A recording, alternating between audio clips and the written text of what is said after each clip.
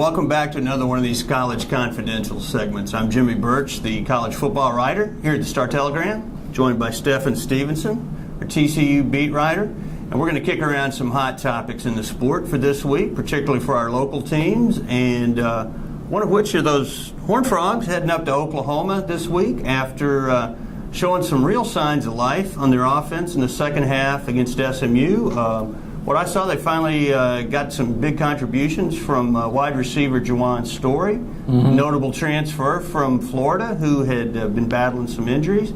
And that'd be a great thing to continue forward. But, Stephen, What else can they do?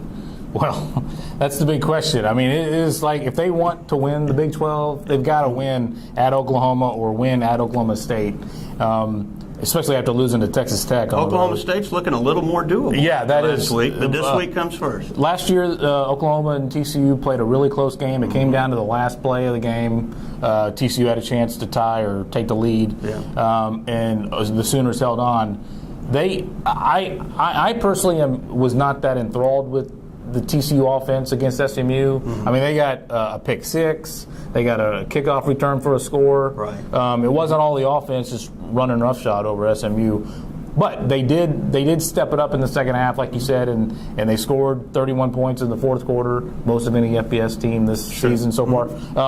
So things are looking a little up. Trevon Boykin has got to play the kind of game he played at Texas last year on Thanksgiving. Maybe not throwing the ball a whole lot. I think he threw it 9 times against Texas, and TCU kept it on the ground, and they ate the clock, and they beat the Longhorns. Of course, the Sooners are avoid turnovers. Avoid turnovers. Avoid turnovers, huge. But they have a defense that can keep them in games, and I think it'll be close. It's the most interesting game of the year for TCU, I think. I think it's the most critical one, no doubt. Particularly, and way more so than the fact that it's just the next one. And critical times, nothing more critical than the next 8 or 10 days at Texas, leading into that Red River rivalry.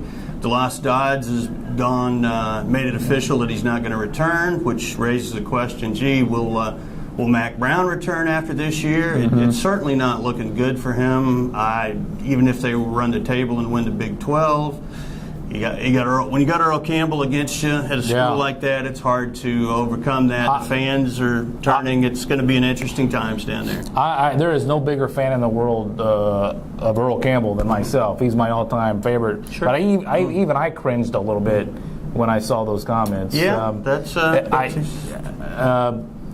It's the nature of the business. Mack Brown understands it. And, one question I wondered was how important, or how was DeLoss Dodds' timing affected by the thing at USC with them changing coaches? Well, I think it all works together. In my estimation, that announcement could have held till December, if not for some of Earl's comments, some of the timing of the USC thing. It'll be interesting to see what comes down there. Obviously, Texas will go for a high-profile AD soon.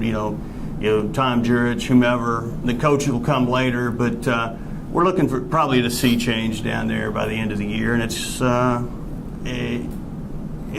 way too early to throw any names out that are meaningful in terms of candidates. I do think the Nick Saban talk is probably a little bit unrealistic. I don't really see Nick relocating, but Texas has enough money to go after anybody, and if Nick's interested in $8 or $10 million a year, perhaps they can turn his head.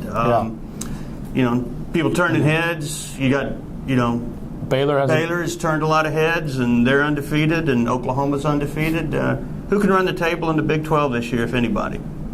I think we've mentioned it before, but that November 7th game, Oklahoma at Baylor, those guys could both be undefeated going into that. That's going to be fun to watch.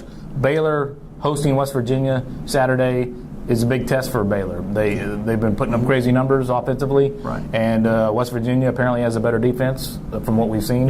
So that'll be fun to watch. But you'll be at a big game Saturday at AT&T Stadium. Yeah, Notre Dame is coming to town, playing Arizona State. Really kind of a classic offense versus defense type of showdown. Notre Dame struggled a little on defense this year compared to what they did a year ago with that dominant unit, but they still got four guys: Bennett Jackson, Prince Shimbo, Stephen Tuitt, Lewis Nix, that are all, NFL-bound defenders, and it's going to be hard to slow down that Arizona State offense, though, isn't it? Yeah, Arizona State's playing well. Their running back, Marion Grice, leads the nation with 12 touchdowns.